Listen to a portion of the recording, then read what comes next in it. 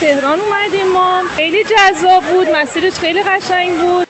در دل جنگل‌های هیرکانی آبشار تمام خزیه کبودوال علی‌آباد کتول چشم و دل هر بیننده‌ای رو مجذوب خودش میکنه.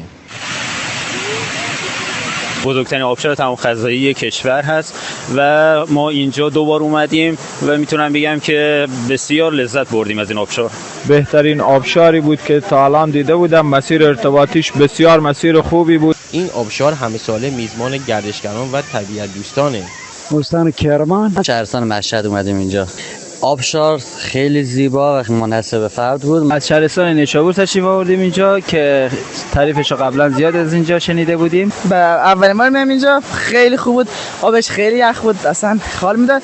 آشغال جمع کردیم که بهش صد خیر اینجا کثیف نشه دیگه. و در این روزهای گرم تابستان آبشار کبودوال لحظات خوبی رو برای مسافران فراهم کرده. اینجا خلفه دارم، شبان روزی میزبان تمام کل کشور هستیم. خیلی عالی، بسیار سرسبز.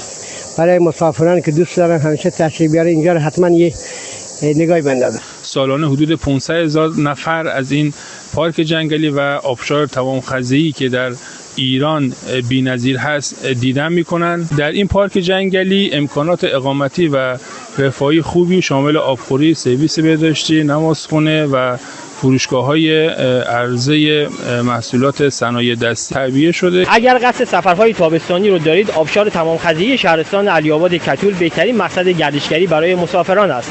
مجتبی برزلی، خبرنگار خبرگزاری صدا و سیما، علی‌آباد کتول.